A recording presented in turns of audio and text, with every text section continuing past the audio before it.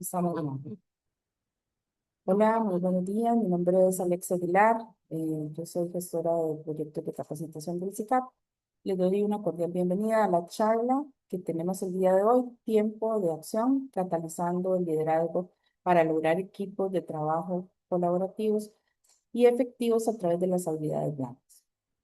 Indicarles que nosotros somos el CICAP de la Universidad de Costa Rica y llevamos bueno, este año estamos cumpliendo 50 años de llevar soluciones al Estado a través de nuestras áreas de acción, que son la investigación, la acción social y eh, el programa de asesoría y consultoría. El día de hoy nos acompaña don Luis Fernando Chavarría. Me permite presentarlo.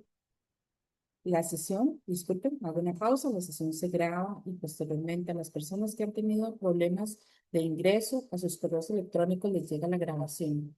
Vamos a también a compartirlo en redes sociales, así que no tenemos ningún inconveniente por si tenemos algún compañero que esté intentando ingresar a la sala y no lo logra. Eh, bueno, bienvenido a don Fernando. Como indiqué, la charla se llama Tiempo de Acción, catalizando el liderazgo para lograr equipos de trabajo colaborativos y efectivos a través de las habilidades blandas.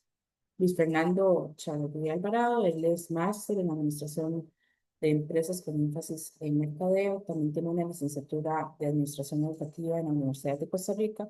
Con amplia experiencia, por más de 10 años laboró en el sector público y especialmente en el INDO, desarrollando puestos de dirección y puestos de liderazgo. Es docente y facilitador experto en temas de talento humano, liderazgo y habilidades blandas. Bienvenido, don Luis Fernando. Estamos Lía y yo para servirles por si necesitan.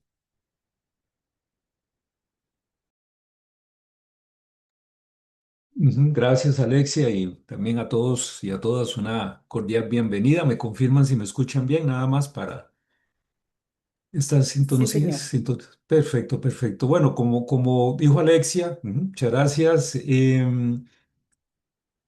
Estos son temas que tienen muchas aristas. En realidad yo trato siempre como de enfocarme en algunos puntos particulares, entendiendo de que las aristas me pueden llevar por diferentes rumbos y en realidad hablar de talento y hablar de liderazgo y hablar de gestión pues tiene muchísimos matices. Así que entendiendo eso, lo que hicimos fue centralizarnos en una charla que básicamente vamos a tratar de ver cómo los nuevos entornos que estamos teniendo van dibujando un ajuste o un cambio en los estilos de liderazgo y cómo es requerido en este ajuste, en estos cambios en el tema de liderazgo y en la gestión obviamente del talento, pues a ciertas habilidades que se requieren desde la perspectiva de liderazgo de los líderes o las lideresas, pero también hacia la parte de nuestros equipos de trabajo. Bueno, entonces la charla la hemos preparado fundamentalmente con este enfoque. Hay un chat para que puedan hacer preguntas, así que trataremos de ver al final qué preguntas podemos contestar, considerando principalmente el tema del tiempo. Bueno, para comentarles y arrancar de una vez, el tiempo siempre es oro, entonces tenemos que ser muy concretos con él. Bueno, la charla tiene el siguiente objetivo general: identificar las habilidades requeridas de las personas líderes en el contexto actual que se encuentran en las organizaciones con fin de incrementar los resultados de sus equipos de trabajo, fomentando una cultura de colaboración y de resultados efectivos. Y ya por acá vamos a ir pues dibujando un poco el tono de la charla. Y entonces estamos hablando de cómo logramos por medio de ciertas habilidades en un contexto de cambio y transformación fomentar culturas a nivel interno. Y la charla tiene cuatro temáticas y una de las temáticas tengo que pues conversar con ustedes sobre el tema de la cultura dentro del tiempo que tengo. Entonces, bueno, vamos a hacer la siguiente agenda. Ya la bienvenida nos la dio Alexia. Yo voy a hacer la presentación. Esperaremos que al final tengan un espacio ahí para preguntas y respuestas, dependiendo obviamente del tiempo que vamos a abordar acá. Y hacemos el cierre de la charla del día de hoy. ¿Ok? Muy bien, voy a empezar con la primera temática. El primer tema es, bueno, el nuevo tablero de juego organizacional, así lo hemos denominado, porque tiene que ver, bueno, qué está pasando hoy día a nivel de las organizaciones y principalmente en el tema de nuestro entorno inmediato. Y entonces, para esta temática primera, tengo tres temas o subtemas fundamentales. El tema de Bani, voy a abarcar después lo que se llama la crisis de atención y compromiso, y por último, el paso del líder heroico al líder facilitador. Son los tres focos en que me voy a centrar en esta primera temática, ¿no? Es para cuestión de orden principalmente. Bueno, ¿qué es esto de Bani? Para los que ya conocen o no conocen Bani o los que están comenzando a descubrirlo, pues es importante ver lo que está pasando hoy día a nivel del contexto de cualquier tipo de organización, sea pública, privada, familiar, no familiar. Todos estamos evidentemente en un entorno y nuestras organizaciones funcionan en ese entorno. Y yo, como colaborador de una organización, pues también me voy inmerso en esta dinámica, ¿no? Estoy inmerso en la dinámica de mi organización, que ya por sí es un entorno, pues más el entorno externo que vive mi organización. Y tanto ese entorno interno como ese entorno externo van siempre de alguna forma a generar algún tipo de presión hacia las personas que al final somos los que dinamizamos cualquier organización. Entonces, bueno, ¿qué es esto de Bani? Bani es un acrónimo fundamentalmente que lo que nos habla es de cuatro características con las cuales podemos dibujar el actual entorno en que se encuentran las organizaciones. Y básicamente en la parte inferior de esta fila yo les voy a colocar qué significa cada uno de estos cuatro elementos y qué significa fundamentalmente, ¿no? Lo que hace Bani es describir un mundo donde las estructuras sólidas que se supone o se suponían que están sólidas, pues comienzan a colapsar y colapsan ante disrupciones que pueden ser hasta menores, es decir, pequeñas cosas pueden generar grandes cambios. Genera ansiedad constante en quién, en nosotros las personas, y exigen decisiones ágiles más allá de los planes rígidos. Y resulta que estas decisiones ágiles, bueno, ya tenemos por dicha mecanismos de metodologías ágiles en el mercado que viene dado de esa perspectiva del entorno, y estas decisiones ágiles se fundamentan mucho en el trabajo en equipo. Definitivamente es una de las habilidades que tenemos que desarrollar ante entornos cambiantes, y esta charla se fija mucho en ese tema. Bueno, ¿qué vamos a entender del mundo Bani o el entorno Bani? Bueno, tenemos cuatro situaciones que tenemos que considerar. Yo voy a definirlo así muy rápidamente. Tenemos que ver un mundo frágil, un entorno frágil, y en realidad la definición correcta no es tanto frágil, sino quebradizo. Un entorno ansioso, no lineal y posiblemente incomprensible. Posiblemente no, incomprensible. Les pongo un poquito de historia de esto. El concepto de Bani nace en el 2020, principalmente en pandemia. Lo desarrolla el señor Casio en ese momento, y él dice, ok, tenemos que analizar qué está pasando, qué nos está trayendo la pandemia, qué enseñanza nos puede dejar, qué situaciones que tenemos que considerar, que todos vivimos una situación disruptiva con el tema de la pandemia. Y entonces de ahí surge el concepto de Bani.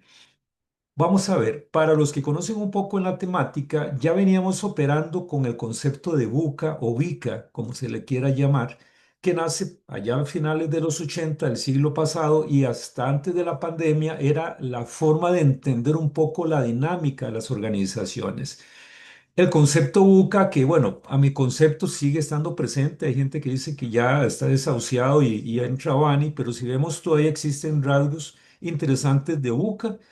Buca, nada más para mencionarlo muy rápidamente, es otro acrónimo que lo que nos dibuja es un poco cómo es ese entorno, un entorno volátil, incierto, complejo y ambiguo, fundamentado principalmente por disrupciones caóticas en lugar de la volatilidad manejable. Es decir, de alguna manera UCA nos diseñó desde los años 80, 90 principalmente, y todavía parte de los 2000, cómo era el entorno que las empresas nos encontrábamos. Sin embargo, vamos a ver ahorita algunas diferencias que tiene Bani con respecto a UCA. Insisto, para algunos sigue siendo vigente, para otros ya no existe UCA, pero bueno, hay que considerarlo obviamente en este entorno que estamos pues viviendo en las organizaciones.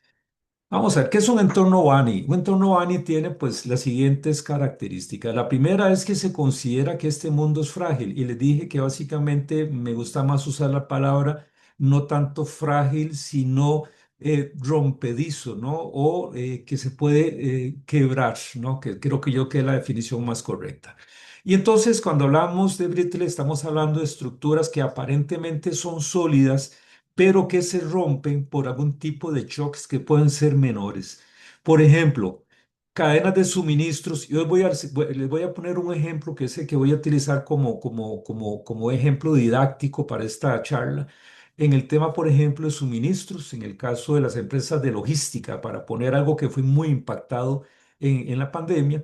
Y entonces, por ejemplo, en esta estructuras que se pueden romper, encontramos pues que habían cadenas de suministros hiperoptimizadas con gran expertise, pero que fallaron en el 2021, 2022, pues precisamente por la pandemia y además de eso por la parte geopolítica que se está viviendo. Entonces, la fragilidad, ese rompimiento se da por situaciones que pues, de un momento a otro surgen, quiebran posiblemente la forma en que estábamos trabajando y, pues, y ya el contexto en que estoy viviendo, pues me cambia mucho el día a día de lo que está pasando dentro de la organización.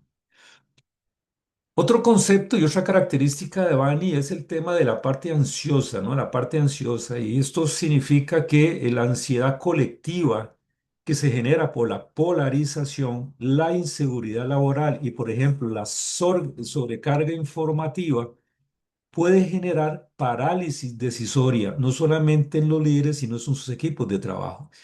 Y el tema de la ansiedad es muy importante considerarlo porque para mí que esos son las principales diferencias que tiene Bani con respecto a Buca.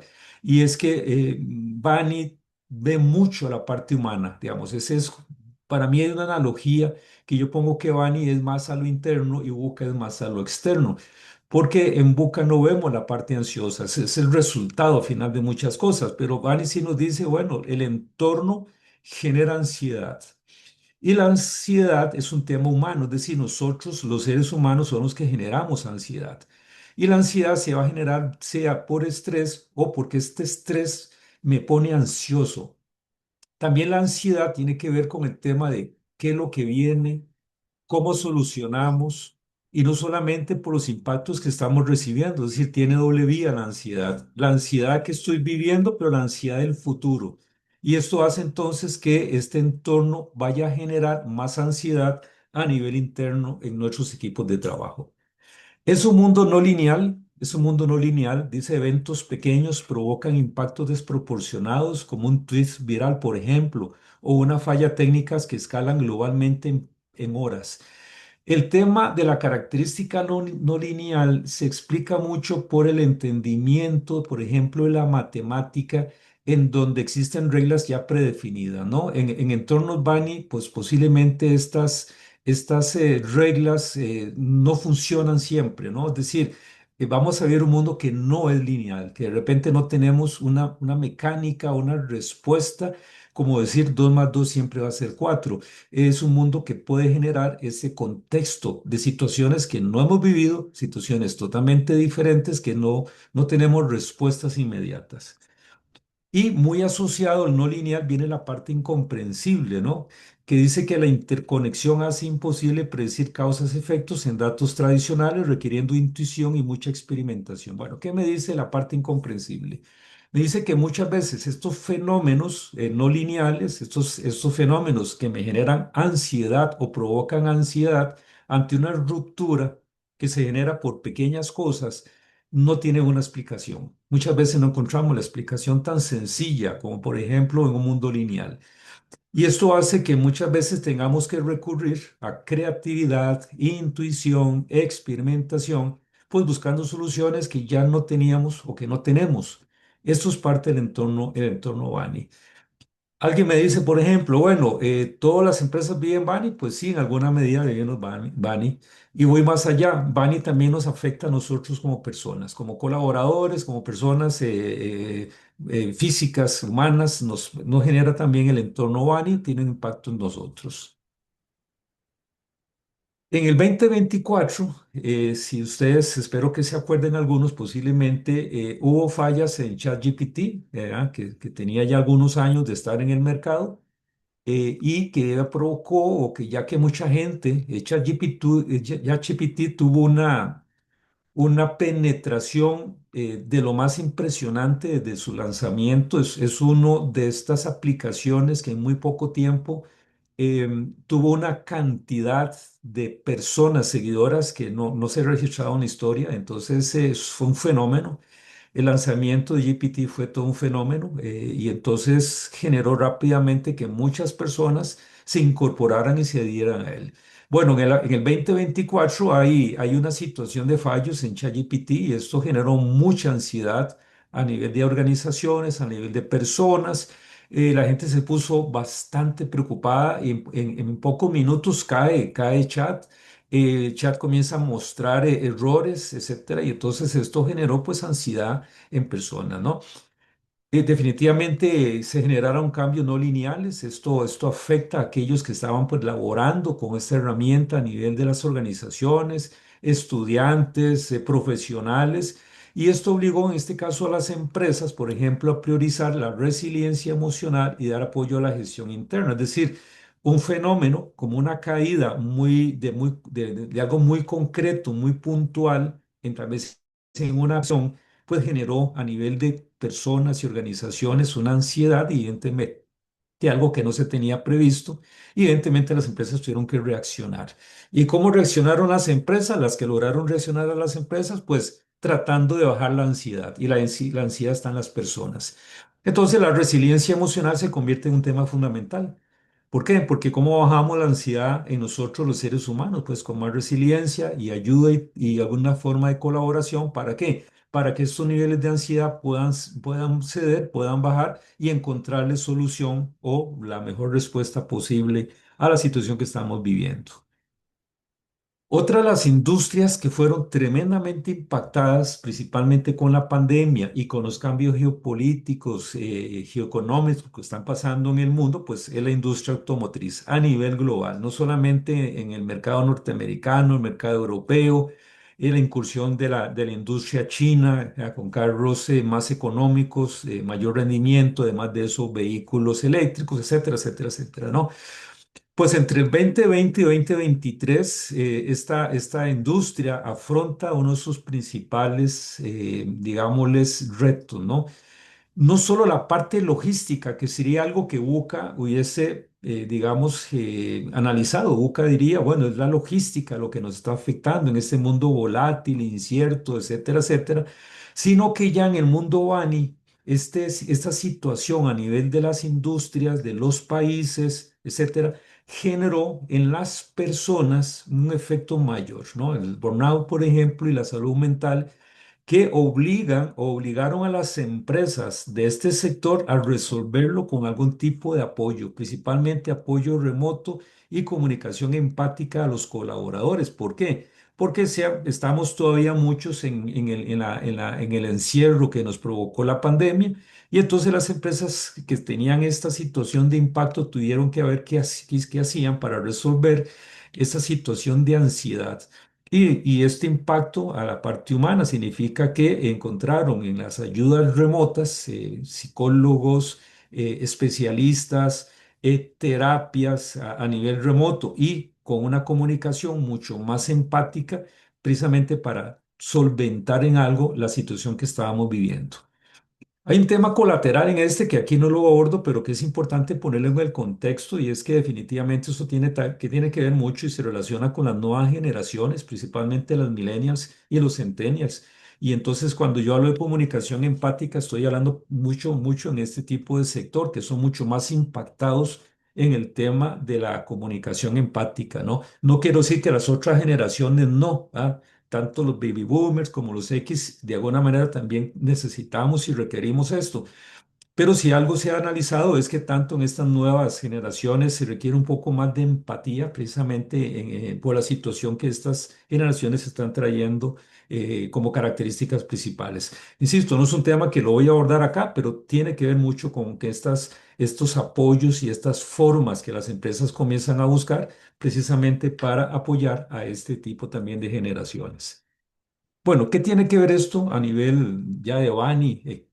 Con el tema de liderazgo, bueno, requiere líderes facilitadores, tema que más adelante les voy a explicar, que fomenten mucho la resiliencia, nada más para recordarnos, la resiliencia es la capacidad de reposición ante situaciones que vivimos, necesitamos levantarnos ante situaciones que nos afectan, de empatía, mucho nuevamente con las nuevas generaciones y planes piloto. Aquí voy a poner muy claramente, esto es una estrategia típica en entornos urbano, estar generando cosas como una forma de solucionar lo que estamos viviendo, diagnosticando las fragilidades frecuentes en lugar de planes rígidos. Entonces, si algo nos está trayendo el entorno Bani es que tenemos que estar constantemente validando qué está pasando en nuestro entorno. Posiblemente los planes que tenemos a mediano o largo plazo van a estar posiblemente modificándose ante estas situaciones que nos quiebran, el entorno nos quiebra en lo que estamos haciendo y es algo que tenemos que irnos acostumbrando. El mundo de ahora posiblemente es un mundo de cambios constantes. En el liderazgo actual, esto impulsa un enfoque más adaptativo. Y cuando hablo de enfoque adaptativo, es que los criterios de liderazgo hoy deben adaptarse precisamente a entornos como el entorno Bani que estamos viviendo. A nivel de implementación en los equipos de trabajo, lo que estamos buscando es establecer entornos más seguros, por ejemplo, con flexibilidad laboral y programas de bienestar emocional, ya que, vuelvo al tema, nuevas generaciones son más dadas a requerir de este tipo de apoyos. Detectar señales tempranas, como en empresas que miden el clima laboral para rediseñar cargas de trabajo, por ejemplo. Los líderes deben de actuar como estabilizadores, equilibrando metas con humanidad para resiliencia colectiva. Estos temas los voy a seguir abordando en las temáticas que siguen más adelante. El segundo tema, el segundo focus que quiero ver en este primer tema tiene que ver con la crisis de atención y el compromiso y fallas del modelo de comando y control. Ya explico qué es esto del comando y control. Bueno, en una cita que hace Gallup nos dice lo siguiente: las crisis de atención, principalmente en los liderazgos o en los líderes, las crisis de atención a lo que está pasando, surge de la sobrecarga informativa y la ansiedad. Entonces, en un mundo Ani que tenemos ansiedad, ¿ok? Y como no tenemos explicación de muchos fenómenos, esto genera muchas veces una sobrecarga de información. Y entonces, tanto la sobrecarga como la ansiedad, pues reducen el compromiso laboral, dice Gallup, entre un 21 y 23%, en un estudio que hace entre el 23 y 25. Y principalmente lo señala el estudio con líderes intermedios, estamos hablando de mandos medios que están agotados y están agotados por la falta de capacitación. ¿Qué significa esto? Que no tienen mucha claridad de lo que está pasando, que es un entorno Bani, por ejemplo, que es un entorno buca, cómo solucionarlo, cómo resolver las situaciones y esa sobrecarga que está generando pues que muchos mandos medios principalmente se sientan agotados y pues también sean fuentes de crisis a nivel interno en sus equipos de trabajo. El modelo de comando y control que ha sido pues implantado desde la revolución industrial es el que arranca realmente dirigiendo las empresas. Se agrava esta situación, porque este comando, por ejemplo, fue muy dado en entornos mucho más estables, mucho más fijos, y agrava la situación. ¿Por qué? Porque en el comando y control se centraliza mucho las decisiones y de alguna manera el feedback no es algo que se promueva. Entonces, esto genera no solamente lentitud a nivel de toma de decisiones, a nivel de manejo y gestión de nuestro capital humano, sino que también va a fomentar o puede fomentar fugas de talentos. Este es un modelo que promueve jerarquías muy rígidas y esto es característica de este modelo de comando y control. Este modelo, este modelo funciona, yo no quiero decir ni lo vamos a satanizar, esto es un modelo que funciona muy bien en situaciones de crisis o entornos predecibles por su rapidez decisoria. Es decir, cuando yo tengo la toma de decisión, yo como líder de la organización o de mi área, y ante una crisis yo soy el que asumo la responsabilidad de tomar decisiones porque la situación lo amerita, pues aquí estamos trabajando con este modelo. Sin embargo, esto va a generar algún tipo de desmotivación porque no estoy involucrando personas, baja la creatividad por el mismo motivo, no estoy haciendo que las personas participen en la toma de decisiones y pues sí, se va a generar una lentitud en la toma de decisiones y en un mundo van y esto puede generar efectos, ¿no? Cuando suprimimos el feedback y fomentamos la dependencia, posiblemente vamos a tener equipos que son mucho más pasivos, equipos menos creativos, equipos que se acostumbran a que su líder o su lideresa sean las que tomen las decisiones y puede ser que funcione si mi entorno pues permite este tipo de acción. Yo no quiero decir que no funcione, puede ser que funcione. Ahora, si mi organización está completamente o está constantemente afectada por un entorno cambiante, dinámico, pues posiblemente este no sea el mejor modelo. ¿Cómo podemos implementar esta situación que acabamos de vivir o de explicarles de una situación de una metodología de gestión de mando y control? Pues, por ejemplo, en un mundo BANI estamos hablando de, por ejemplo, prácticas diarias, por ejemplo, implementar rituales. Recuérdense que un ritual es un rito, es algo que lo hago con mucha frecuencia, lo hago constantemente. Un ritual solo consolida la cultura de una organización y entonces, si comenzamos con prácticas como, por ejemplo, generar feedback que sea bidireccional, es decir, que van en ambas vías, y algún tipo de retrospectivas que celebren el aprendizaje de los errores, por ejemplo, creando seguridad psicológica en mi equipo de trabajo, estos son prácticas, son rituales que son importantes considerarlos. Los líderes actúan como mentores, es decir, ya entramos con el mentoring, quitando obstáculos en lugar de dar soluciones directas. Estamos enseñando a nuestro equipo de trabajo a trabajar. Y también podemos generar esto por medio de las prácticas como resultados esperados. Los equipos bajo este enfoque aumentan el compromiso y la productividad al reducir rotación de personas, como empresas que promueven la autogestión. Esto es un tema muy interesante, la autogestión alineándose evidentemente en entornos BANI. Esta autogestión no viene sola, realmente requiere estar monitoreando el desempeño de mi equipo de trabajo, conocer a mi equipo y utilizar algún tipo de KPIs. Ustedes pondrán el que ustedes consideran, pero uno de los más importantes KPIs es el engagement que estamos viendo de los colaboradores a nivel de lo que están haciendo a nivel interno. Y la última temática de este primer tema tiene que ver entonces, para seguir un poco la lógica que estoy hablando de este entorno cambiante, es, bueno, que requerimos un cambio de estilo de liderazgo, ¿no? O se promueve un estilo de cambio, pasar de ese líder heroico, ese líder fuerte, genial, a un líder facilitador. Y esto requiere realmente un cambio de paradigmas a nivel de las personas que gestionamos equipos de trabajo. Entonces dice, el líder heroico centrado en el control y logros individuales tiene que ceder, digo yo, es como un requisito fundamental. De acuerdo a las estadísticas del Fondo Mundial, Fondo Económico Mundial, el Foro Económico Mundial establece que para el 2030 el mundo será guiado por millennials y tendremos una fuerte participación de los centennials, es decir, el mundo se va a transformar en cosa de 5, mucho 10 años. Y mucho de esto requiere un nuevo enfoque a nivel de liderazgo.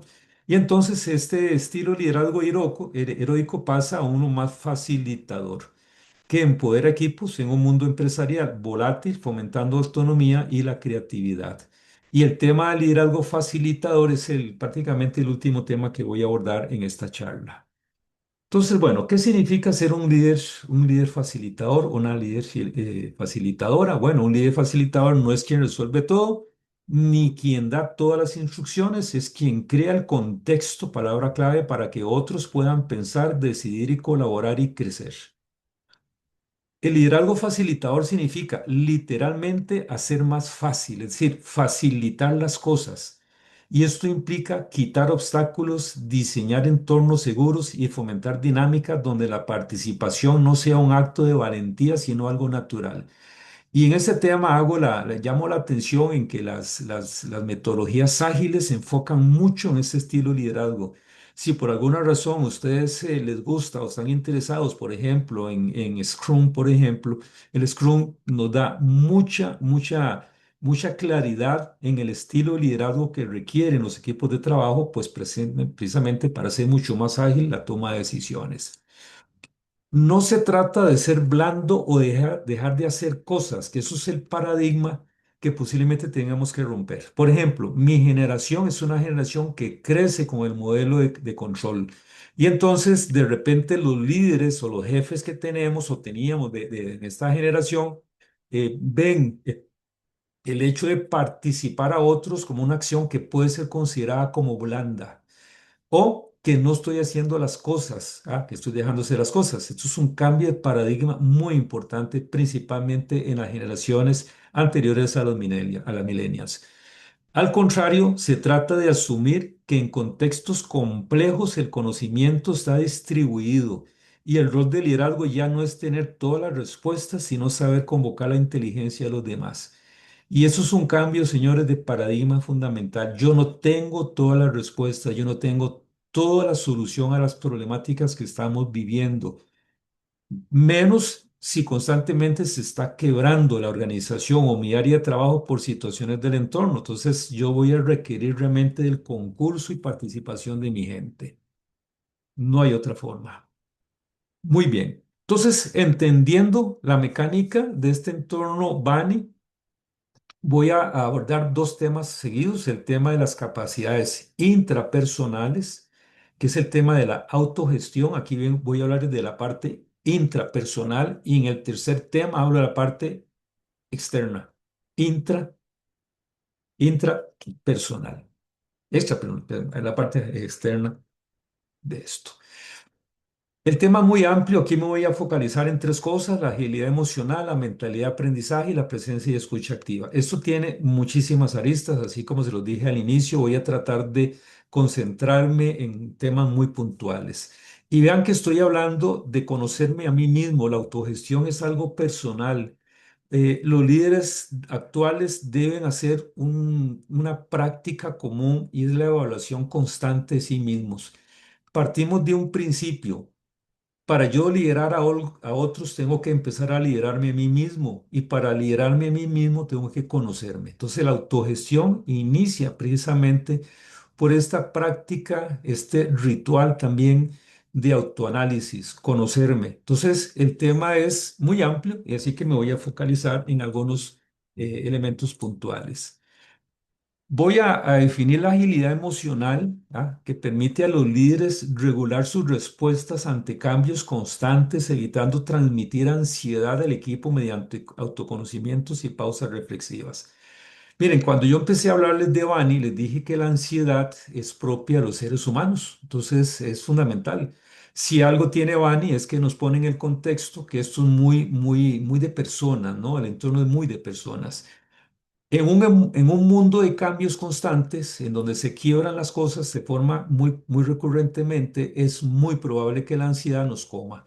Y yo quisiera que ustedes hagan la reflexión de ser conducidos por una persona que me lidera y que el primero que se quiebra y entra en ansiedad es mi líder.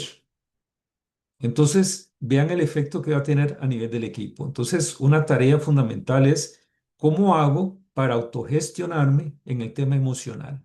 Y para eso tengo que empezar por conocerme y determinar qué situaciones necesito fortalecer y cambiar.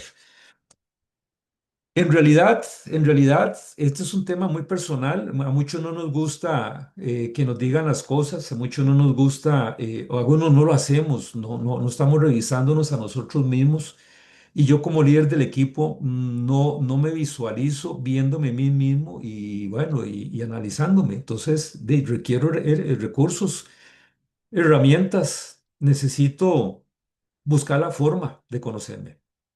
Entonces, les voy a proponer dos cosas. La primera es desde la perspectiva de la ventana de Yohairi, que a los que lo conozcan, pues la voy a reforzar nada más y a la que no las conozcan, pues que la conozcan. La ventana Yohairi es una Es una forma muy interesante de autoconocimiento y autogestión. Parte del principio que yo tengo cosas que conozco de mí y también en un entorno laboral, los demás ven en mí cosas también. Entonces, con base en estos dos criterios, en lo que yo conozco y lo que yo no conozco de mí, y lo que los demás conocen o no conocen de mí, es que se estructura la ventana y tenemos cuatro áreas, las cuatro áreas de la ventana de Yohaire.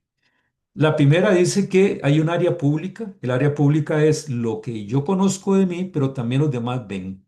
Esto es muy importante. Entonces, por ahí alguien dice, yo soy muy estricto y la gente dice, sí, eres muy estricto. Es decir, es algo que es público, ¿no? O alguien dice, yo soy muy organizado, muy estructurado y la gente dice, sí, sos demasiado estructurado. Entonces, es un área pública. Tanto mi persona como los demás la conocemos. Esto es un área pública. Pero también existe un área ciega y aquí quiero pues hacer las reflexiones porque esta es quizá la más importante en esa autogestión y esta es algo que yo no conozco de mí, pero que los demás sí han visto y es un área ciega para mí. Esto es alguien que, por ejemplo, alguien le dice, tenés esta situación y la persona dice, no la tengo, yo no soy así. Es decir, puede ser que lo niegue, puede ser que no se ha dado cuenta. Puede ser que le sorprenda que le están diciendo algo. Y esta es el área de oportunidad.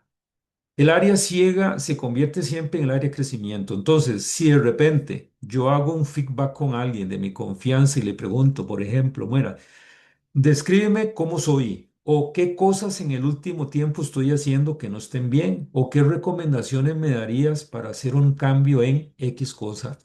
Y si esa persona con la cual yo confío viene y me dice, veo esto, tenés que cambiar esto, estoy observando en el último tiempo tal cosa. Si esa persona me hace este feedback, yo tengo una oportunidad de crecimiento y esto es, insisto, esto no es a cualquiera que se le pregunta, es alguien de mi confianza.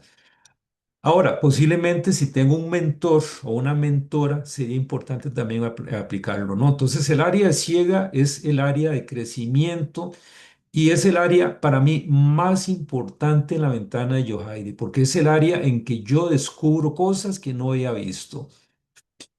Para terminar esto, hay otras áreas, por ejemplo, el área oculta es lo que yo conozco sobre mí, los demás no saben, es un área mía privada, ahí ustedes verán cómo lo ven.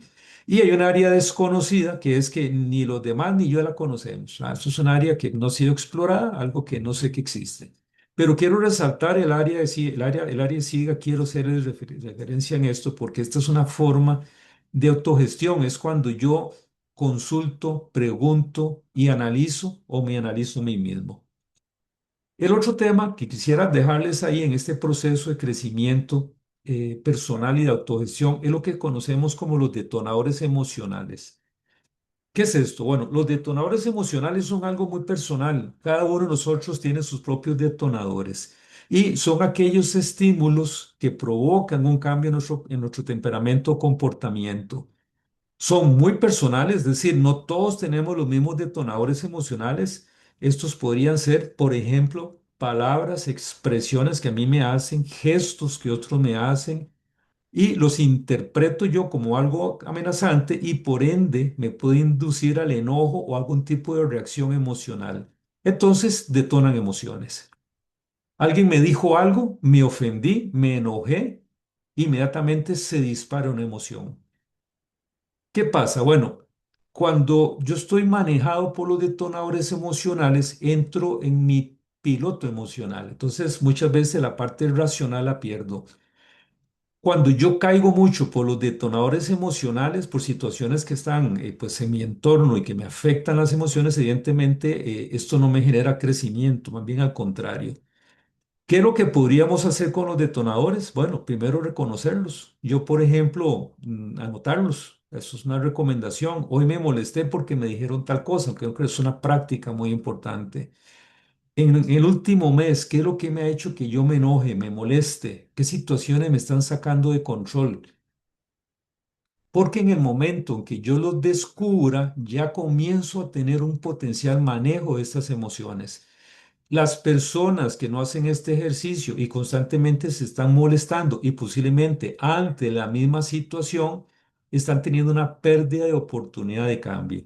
Entonces, bueno, los detonadores tenemos que conocerlos, tenemos que identificarlos porque es la forma de poder relacionarme con los demás. Y también yo tener un control de mis emociones y mis reacciones. Esto es en este proceso de crecimiento personal y en ese manejo personal que debo tener. Hay varias técnicas que yo podría utilizar, la autoconciencia emocional, lo que les decía, por ejemplo, llevar un diario de emociones es muy recomendado. La ayuda de una persona mentora que me ayude a descubrirme también son prácticas muy importantes para autoconciencia emocional.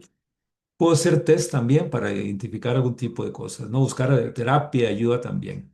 El mindfulness y la respiración profunda son prácticas también muy recomendadas. Ojalá que lo hiciésemos a diario, 5 minutos. Ustedes verán en qué momento, principalmente en momentos estresantes. Utilizar algún tipo de respiración como la 4-7-8, que es respiro durante 4 segundos, retengo 7 y boto en 8. Son prácticas que me permiten generar un cambio a nivel interno y es importante en momentos de alto estrés o situaciones complicadas. Y es una recomendación para todos aquellos que vivimos en un mundo tan cambiante. Y una técnica que se aplica mucho en el coaching, que es la reformulación cognitiva, y es cambiar las perspectivas ante un desafío, preguntándome, por ejemplo, qué oportunidad surge de lo que estoy viviendo, cómo me beneficia esta situación, porque mucho lo veremos como algo negativo, pero si de repente yo digo, bueno, esto es negativo, puede tener algo positivo, sé que estoy aprendiendo de esta situación, me va a ayudar mucho, posiblemente para reformular la perspectiva de lo que estoy viviendo. Y el último tema que estamos viendo en este proceso personal de autogestión, este proceso personal de conocimiento interno, tiene que ver con una habilidad que está resonando mucho entre los soft skills que estamos viendo en la actualidad. Para muchos esto es algo nuevo e importante y se conoce como la mentalidad de aprendizaje, ¿no? O el growth mindset. Lo que dice la mentalidad es una creencia de que las habilidades, que son este soft que tenemos, la inteligencia y el talento se desarrollan mediante esfuerzo, práctica y aprendizaje continuo, en contraste con una mentalidad fija que los ve como innatos o inmutables. ¿Qué significa el growth mindset? Básicamente lo que me dice es que yo tengo la capacidad de aprender de mis errores. Tengo que reflexionar de que este error me puede hacer crecer. Y lo contrario de esto es una mentalidad fija que básicamente lo que determina es que lo que yo soy ya lo soy. Lo que yo hago ya no tiene cambio, no tiene mejora. Y si vivimos en un mundo de cambio constante y tengo mentalidad fija, estoy destinado posiblemente a entrar en zonas de confort.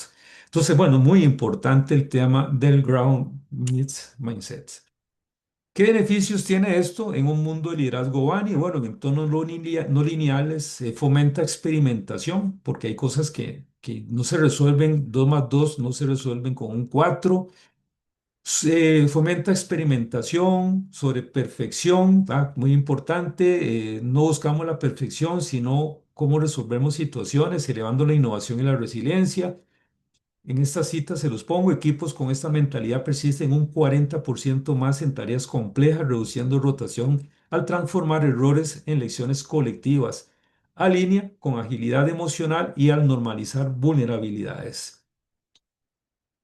¿Cómo podemos implementar esto en los equipos de trabajo? Bueno, uno, normalizar errores en retrospectiva. Entonces, ¿qué aprendimos hoy en lugar de decir quién falló hoy? En lugar de decir o focalizarnos en el tema del error es, bueno, ¿qué aprendimos de este error? ¿Cómo hacemos para no caer en este error? Trabajando con un gerente siempre nos decía, equivóquese, pero equivóquese rápido, rápido, es decir, para que aprenda. Entonces tenemos que normalizar estas retrospectivas en donde buscamos una cultura del aprendizaje. Mover el elogio al proceso, celebra estrategias usadas, no solo resultados. Es decir, si de repente mi equipo encontró una forma diferente de resolver algo, vamos a elogiar ese proceso, porque nos condujo a una solución.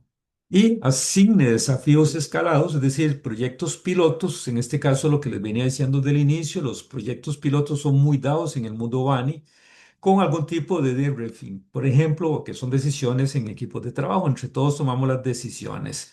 ¿Para qué? Para tener un crecimiento interactivo, es decir, lograr que el equipo tenga un proceso de aprendizaje. Ahí se los voy a dejar como una nota para aquellos que quieran pues trabajar un poquito este tema y es una evaluación que los líderes pueden hacer. Aquí les puse 5 preguntas, por ejemplo, utilizando una escala del 1 a 5, una escala de Likert, donde 1 es totalmente estoy en desacuerdo y 5 totalmente de acuerdo y analizo mi equipo de trabajo. Entonces, por ejemplo, la pregunta 1, en este equipo los errores se ven como oportunidades para aprender y mejorar nuestras habilidades.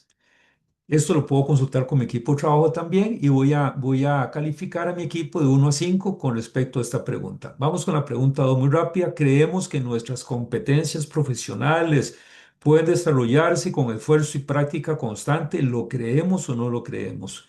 ¿En qué rango estoy del 1 al 5? Y esto es como para hacer una evaluación de mi equipo de trabajo. Puse 5, pueden ser más, ahí es un tema que ustedes pueden cambiar. Y al final puedo analizar cómo es mi organización, cómo es mi equipo en función de estas preguntas. Lo puedo calificar como fuerte, como moderado, como débil. Si es mayor a 4, lo puedo calificar como fuerte. Y bueno, ¿qué acción inmediata puedo hacer? Por ejemplo, desafíos más avanzados. Tengo un equipo que tiene un poder de crecimiento mucho más fuerte y autoaprendizaje. Puedo darles desafíos más avanzados y con algún estilo de reconocimiento. Si es moderado, refuerzo mensual y seguimiento. Si es débil, intervención, no sé, ahí buscaremos la forma de intervenir el equipo, 4 semanas intensivas de capacitación, de coaching, de mentoring. ¿Para qué? Para elevar mi equipo de trabajo. Y les decía que pues en este tema tengo 2 partes. La primera parte es la parte personal, a la parte más intrapersonal, y en esta segunda parte hablo de la parte interpersonal. ¿Por qué? Porque yo convivo con otras personas y mi equipo trabajan con otras personas. Entonces, bueno, en las capacidades interpersonales, fundamentalmente voy a hablar de este cambio que están habiendo a nivel de las relaciones que hay en los equipos de trabajo. Uno de los temas que más nos están pidiendo los equipos de trabajo, principalmente hago mucho énfasis en las nuevas generaciones, es lo que se conoce como la seguridad psicológica y se considera el pilar número 1 en los equipos de alto desempeño. Bueno, ¿qué entendemos? Esto es una nota de Google que le estoy trayendo, donde básicamente Google lo ve de la siguiente manera, esta seguridad psicológica. Lo define de la siguiente manera. Los miembros del equipo se sienten seguros para tomar riesgos, es decir, tomar decisiones y ser vulnerables uno frente al otro. Cuando hablo de vulnerables es que tenemos la capacidad de reconocer, me equivoqué. Tengo la capacidad personal de decir, sí, yo creo que lo puedo hacer mejor. Yo ocupo esta seguridad psicológica para asumir estos retos. Si en un mundo Bani necesito que mi equipo tome parte activa en la toma de decisiones, yo como líder tengo que darle la seguridad psicológica para que este entorno se genere. Si nosotros damos seguridad psicológica, pues generamos confiabilidad. Los miembros del equipo hacen las cosas a tiempo y cumplen con los requisitos de excelencia que en este caso Google les pide. Estructura y claridad. Los miembros del equipo tienen roles, planes y objetivos claramente definidos y están concordados en el equipo. Tiene significado, el trabajo es personalmente importante para los miembros del equipo y tiene un impacto. Los miembros del equipo piensan que su trabajo es importante y crean un cambio. Pero para que este cambio se dé y aporte de parte del equipo que ocupan, seguridad psicológica, pilar número 1 de los equipos de alto desempeño.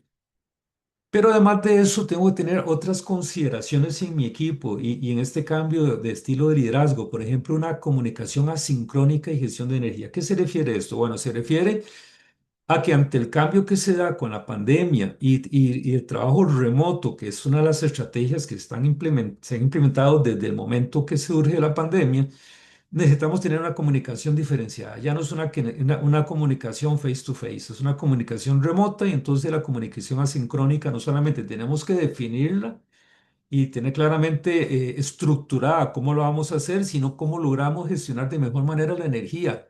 Ya muchos equipos no están trabajando juntos, ¿no?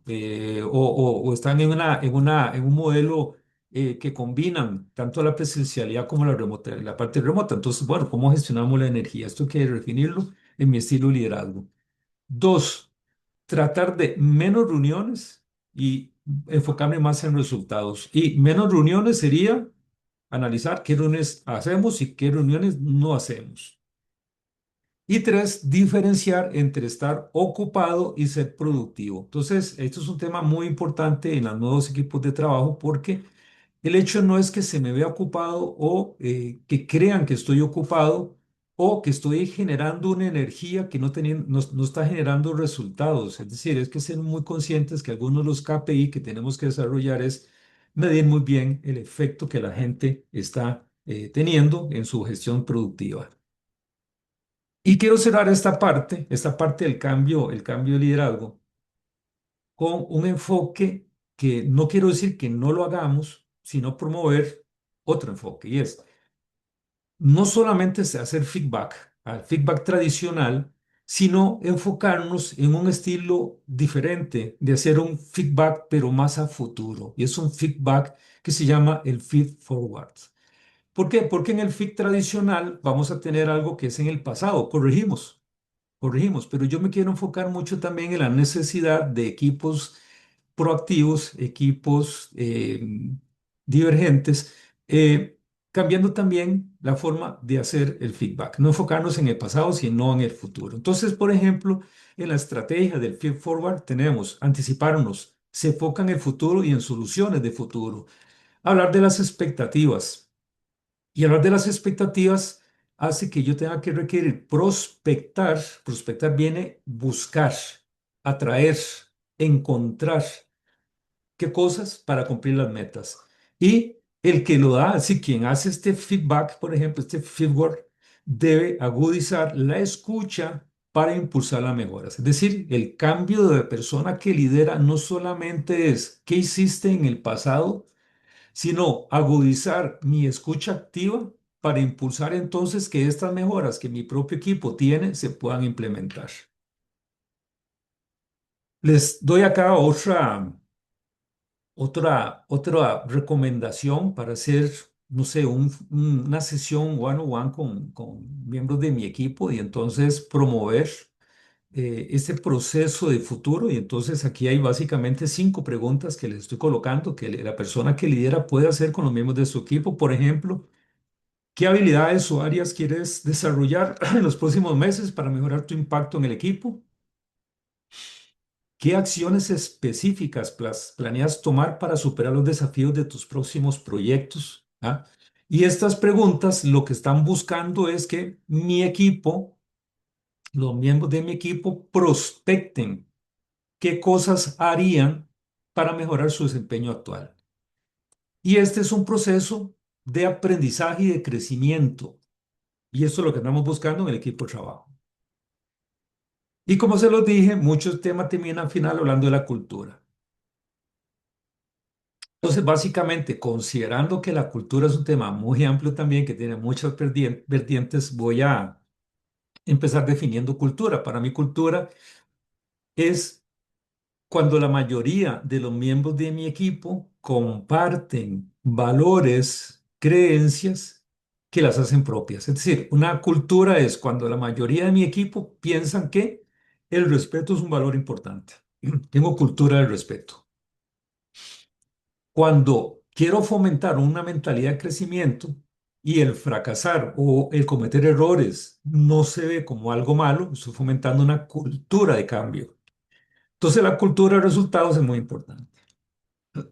Aquí quiero focalizarme en 3 cosas puntuales. En un tema tan amplio, insisto, con muchas variantes, y el foco me lo voy a poner en estos 3 grandes temas, ¿no? Voy a hablar de los OKRs y los accountability, o ya lo voy a hablar, y el liderazgo distributivo. Eso es lo que eso es lo que voy a hablar de forma muy rápida. Hago un paréntesis. Si no quieren utilizar los OKR, vamos con objetivos SMART. No hay problema. Cualquiera que utilicemos son válidos. ¿Qué es lo importante? Que los objetivos estén claramente definidos. Bueno, aquí estoy trayendo los OKR porque me parece que es una estrategia muy interesante Para los que ya los conocen, excelente. Para los que no conocen, pues posiblemente es un momento para reflexionar y sacar más información de lo que significa la metodología OKR. Básicamente es una metodología que combina dos cosas. Va a combinar el objetivo como tal, con ciertas claves que tienen que provocar resultados, ¿ah? Los key results. Entonces, son un marco colaborativo donde los objetivos son metas cualitativas e inspiradoras. Yo ocupo inspirar a mi equipo, pero además de eso no me quedo en este objetivo inspirador. Además de eso, tengo que ponerle o definirle al equipo estas claves de resultados. Entonces, las claves de resultados que son métricas cuantificables. Entonces, los OKR lo que hacen es que me mezclan la parte cualitativa con la parte cuantitativa. Entonces, para cada uno de estos objetivos debería tener por lo menos, tal vez no dos, puede ser uno, pero de dos a cuatro objetivos claramente definidos y que miden el progreso real. ¿Qué logramos con los OKR? Pues transparencia, pues estamos publicando objetivos que son conocidos por todos. Público significa que es conocido por mi equipo, que están conectados con el propósito individual y del negocio. Es decir, hay una coherencia, debería haber una coherencia entre las estrategias que tiene la organización con los objetivos que estoy buscando en mis equipos de trabajo. Un ejemplo, pues en el mundo Bani, dentro del ejemplo que les dije que les iba a poner en una empresa de logística, esto es un caso hipotético, no es un caso real, es un caso hipotético, en una empresa de operaciones logísticas, entonces, que está enfrentando disrupciones constantes en suministros por el clima extremo que estamos viviendo en este momento, bueno, en este momento no, en los últimos años, y por el tema de la inflación, la cosa que nos está también afectando. Situaciones que generan en un mundo ansiedad y no lineal. Su líder, el líder de esta organización, que es un líder facilitador, publica los OKR trimestrales para empoderar decisiones autónomas en sus equipos de trabajo. El objetivo, que es inspirador, básicamente lo definió el líder de la siguiente manera: construir resiliencia operativa, navegando disrupciones impredecibles, transformando crisis en oportunidades de agilidad. En el mundo de la logística, la agilidad es muy importante para mejorar los resultados y evitar problemas a nuestros clientes. Entonces, ¿en qué está inspirando este líder a su equipo? Uno, busquemos soluciones, ¿ok? Busquemos soluciones que no sean las de siempre, porque en un mundo van y en todos, no todas son las de siempre.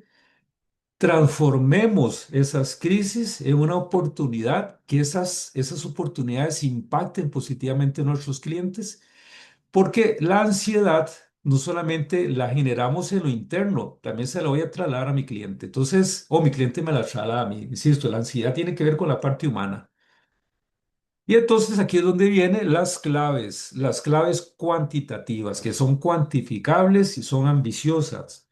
Uno, realizar 6 ejercicios pilotos o 6 planes pilotos de rutas alternativas, logrando un 80% de éxito en entregas a tiempo pese a imprevistos. Esto es lo que está midiendo la parte no lineal.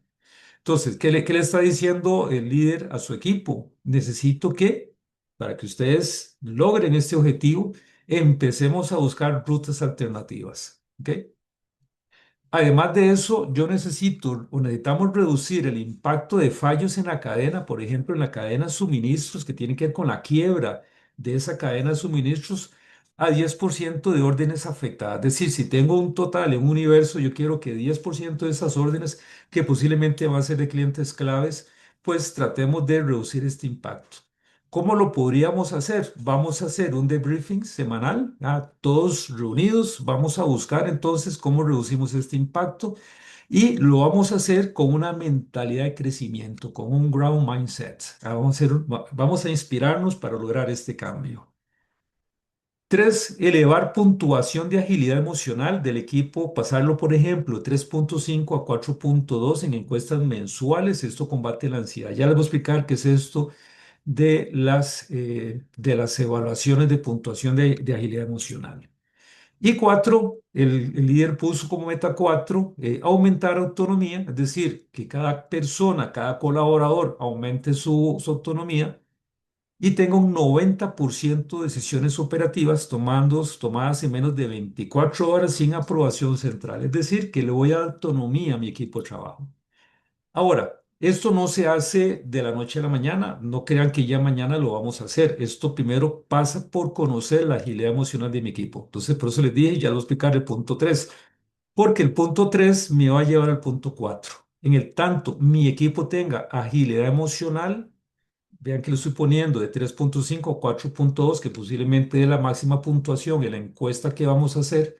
Puede ser 5, puede ser 10, ustedes pondrán ahí. ¿En qué momento se encuentra mi equipo? Si mi equipo está en una puntuación baja, posiblemente la autonomía no se va a lograr. Necesito fortalecer el proceso del ground mindset, ¿ok? Necesito aumentar la mentalidad de crecimiento. Si mi equipo está por encima del 4, por ejemplo, ustedes pondrán la meta, si está por encima del 4, significa que sí puedo dar autonomía a mi equipo y cada miembro tendrá mayor posibilidad de tomar decisiones. Ahora, ¿por qué estoy llegando a esto? Estoy llegando a esto, ¿por qué? Porque mi entorno me lo exige. Si yo trabajo en una empresa en donde no tengo estos impactos, donde posiblemente las cosas no cambien tan abruptamente ni se rompan tantos, posiblemente estas estrategias no son necesariamente aplicables. Insisto en esto para ser muy claros en la aplicabilidad de esta metodología. ¿Qué vamos a lograr? Bueno, primero que el equipo co-crea, sí, van a ser parte de la toma de decisiones, por ejemplo, en la definición de las claves de los objetivos OKR. ¿Cómo lo vamos a hacer? En un kickoff. Nos reunimos al principio del trimestre, al principio del año, y en conjunto, los líderes y el equipo vamos a co-crear cuáles van a ser los objetivos.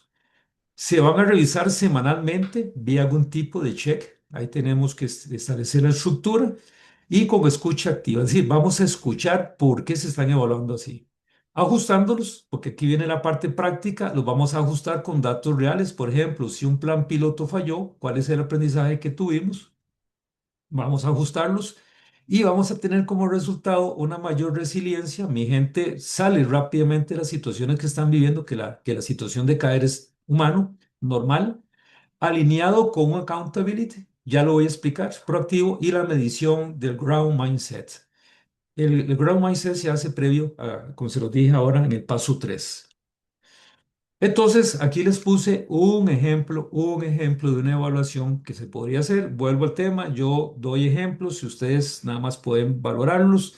Esto es un cuestionario que posiblemente el jefe le va a compartir a su equipo de trabajo. Pues se recomienda mucho que sea individual primero y después ver los resultados que piensa cada uno de los miembros de mi equipo. Y igual vamos a utilizar una estructura de Likert, perdón, de uno desacuerdo o totalmente desacuerdo, cinco totalmente de acuerdo.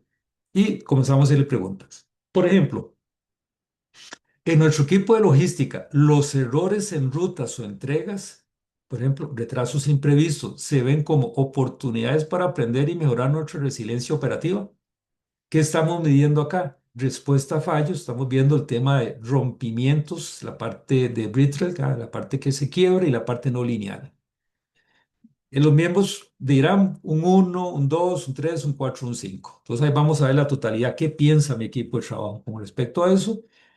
Creemos que nuestras habilidades para manejar crisis logísticas, por ejemplo, el tema del clima extremo, se desarrollan con práctica constante, experimentos como pilotos de rutas. ¿Eso se está haciendo? ¿No se está haciendo? Entonces aquí vamos a hablar creencia en desarrollo ante la ansiedad, por ejemplo.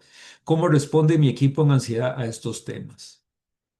Y ahí están las 5 preguntas. Yo pongo 5 para hacer mucho más concreto el tema que vamos a revisar. Voy a mencionar la número 3.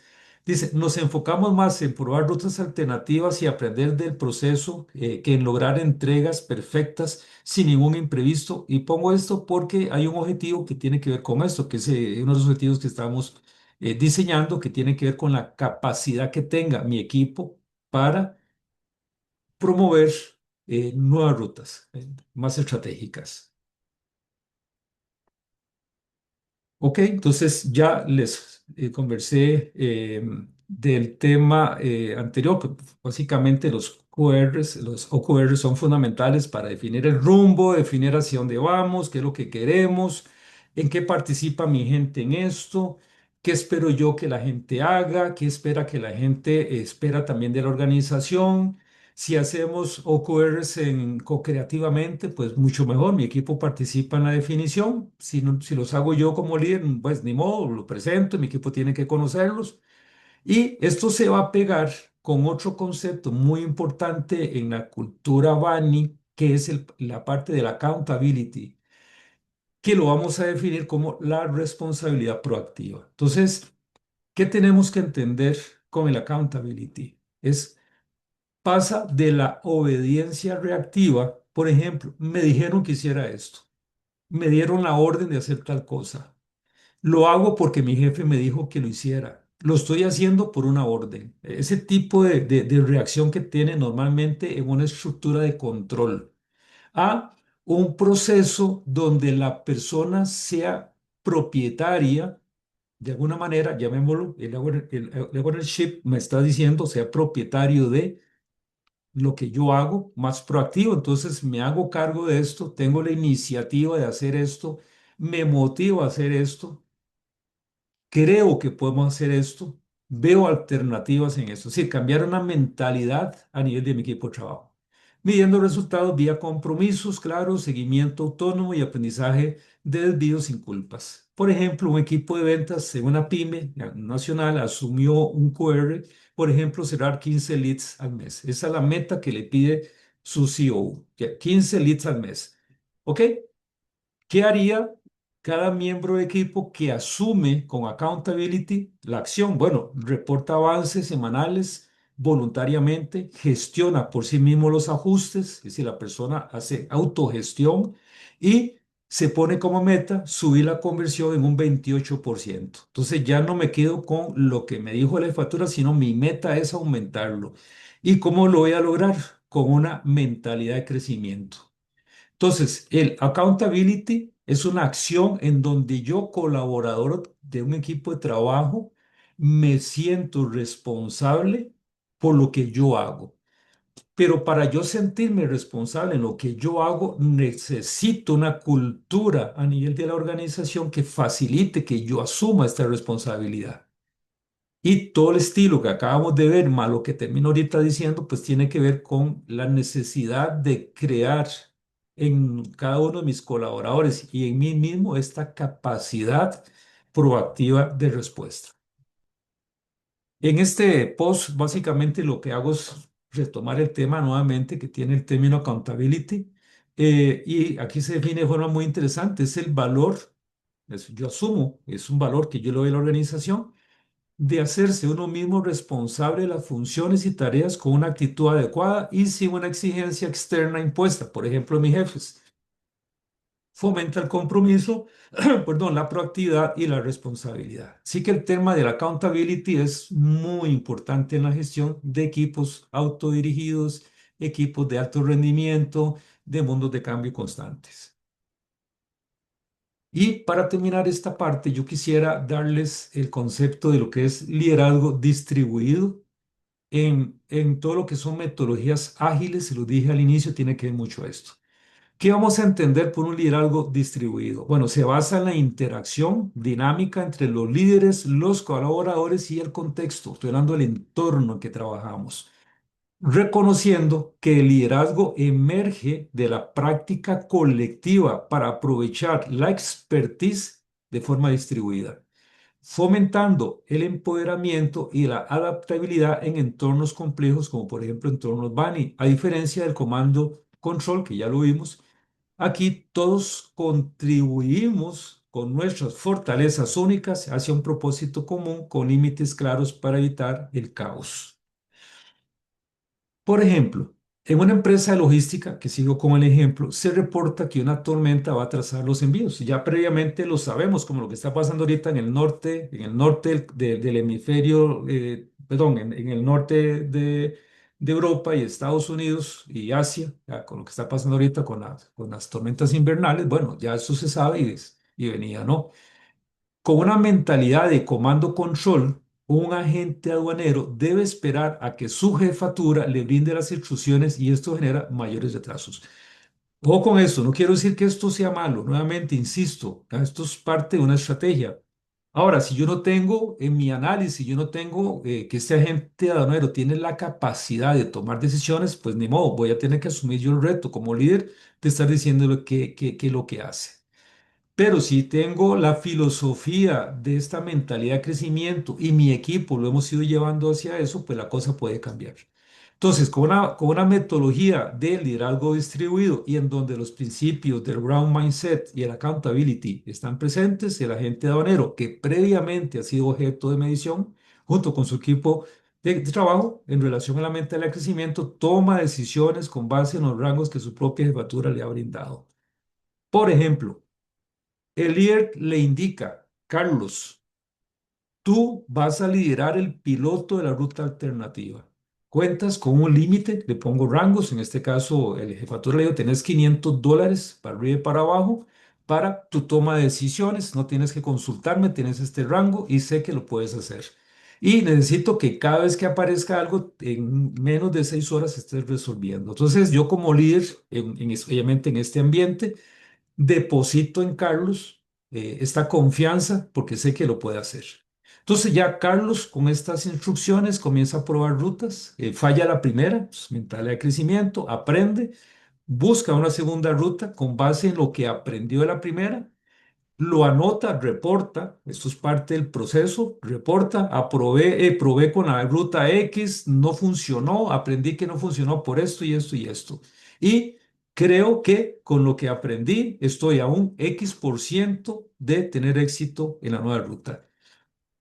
Aquí puse dos, posiblemente a Carlos le puede llevar tres rutas. Ojalá que en la primera lo haga, pero bueno, no necesariamente en la primera lo haga. Y ojalá que no lo haga en la primera para que aprenda también, ¿ok?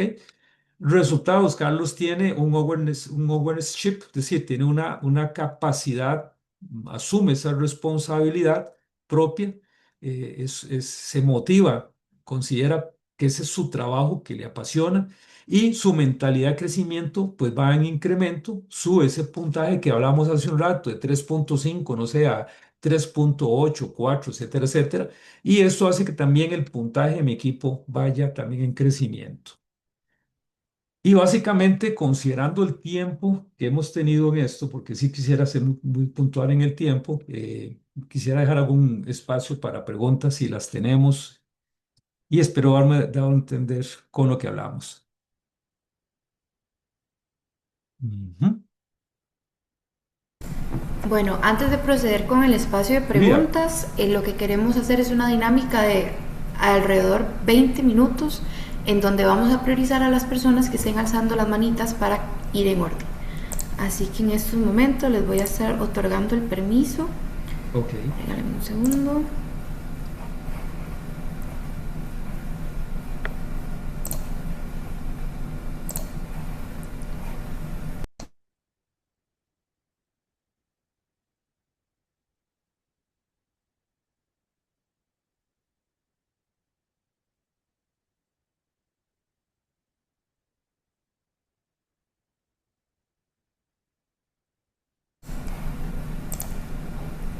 Si quieres, mientras Lía, aquí hay una pregunta que quiero responder, ¿está bien? Ya ahí todas las personas tienen permiso, si no me equivoco.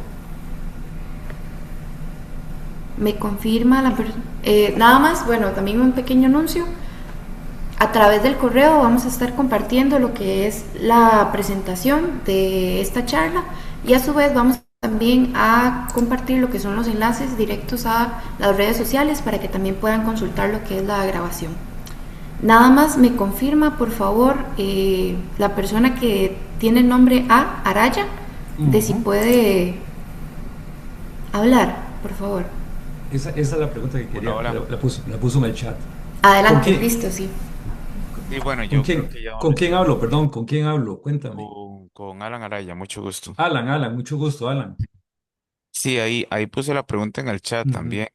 Ese ujú. tema de La responsabilidad accountability. proactiva es, bueno, muy importante. Es prácticamente, eh, me quiero poner la camiseta, ¿verdad? Exacto. Prácticamente. Eh, Y eso es, bueno, sumamente importante porque es la forma como, vamos o sea, el barco no lo salva una persona, lo salva Ujú. un equipo. Exacto. ¿Qué pasa cuando no se detecta o no se mira, no se tiene eso en el Ujú. equipo? Ujú. Especialmente pues en el gobierno, ¿verdad? Que sabemos que Ujú. no es como funciona la empresa privada. Eh, ¿Cómo se puede Ujú. Ujú. desarrollar o estimular Ujú. o afrontar eso, ¿verdad? Alan, te entiendo muy bien y me permito, cuando nosotros en el CICAP estamos dando cursos de gestión y todo, yo hago la acotación, Alan, y a todos los que están acá, que a veces separamos, decimos que en la empresa privada sí se puede, en la empresa pública no. Y vieras que, Alan, pues puede ser que sí, pero tampoco es cierto, ¿no? La empresa privada tampoco tiene todas las respuestas, ¿ah? También hay sus limitaciones. Pero bueno, entendiéndolo así, y no importa si es pública o privada, el corazón de todo esto radica mucho en el liderazgo, en el estilo liderazgo. Alan, te escuchas una persona joven y yo quisiera que nos pongamos a reflexionar. Si yo trabajo en un equipo o en un grupo para hacer la diferencia entre equipo y grupo, y la persona que me lidera, ok, la persona que me lidera no fomenta, no gestiona, no tengo metas claras. Los OKR es una forma de decir, este es el rumbo, esta es la ruta. Si no uso OKR, yo hablo mucho de los SMART, me encantan los objetivos SMART, porque me dan norte, ¿no? No solamente a mí como líder del equipo, sino a mi equipo, saben para dónde vamos. Si tengo un estilo de comunicación de parte de mis líderes que no fomentan una cultura, qué difícil es que yo tenga el accountability. Ahora, si estás en una empresa pública, Alan, es lo mismo. Mi equipo tiene mucha relación con sus líderes. Si mi líder es una persona, y vuelvo al tema, no es ser buenos, no ser buenos, que eso es un tema que también fallamos en liderazgo, ¿no? Si soy una persona clara en mis objetivos, si soy una persona que fomenta, que crea un clima interno colaborativo, que estimulo a mi gente, porque yo trabajo en el sector público, Alan, y yo te digo que el tema pasa mucho por los líderes. Y yo les pongo un ejemplo muy rápido, ¿no? En una empresa pública, el departamento A y el departamento B, la gente del departamento A altamente motivada, la gente del departamento B no está motivada y estamos en la misma organización. ¿En dónde vamos a encontrar normalmente la diferencia? En la persona que lidera, en la persona que lidera. Entonces, para mí, Alan, la respuesta fundamental está, si no detecto esa responsabilidad, tengo que hacer un autoanálisis personal y ver si es mi estilo de liderazgo que está fallando. Y yo creo que mucho de esto pasaría por ahí, Alan. Vos como equipos, porque alguien me dice, bueno, es que no tenemos incentivos en el sector público. Pues sí, no los tenemos, pero el incentivo el emocional funciona mucho, principalmente en las nuevas generaciones, lo que hoy se conoce como el salario emocional y fomenta equipos un poco más motivados. Tal vez no te voy a decir que están de 1 a 10 días, pero puede estar en un 8, en un 7,5, 9. No sé si me voy a entender, Alan.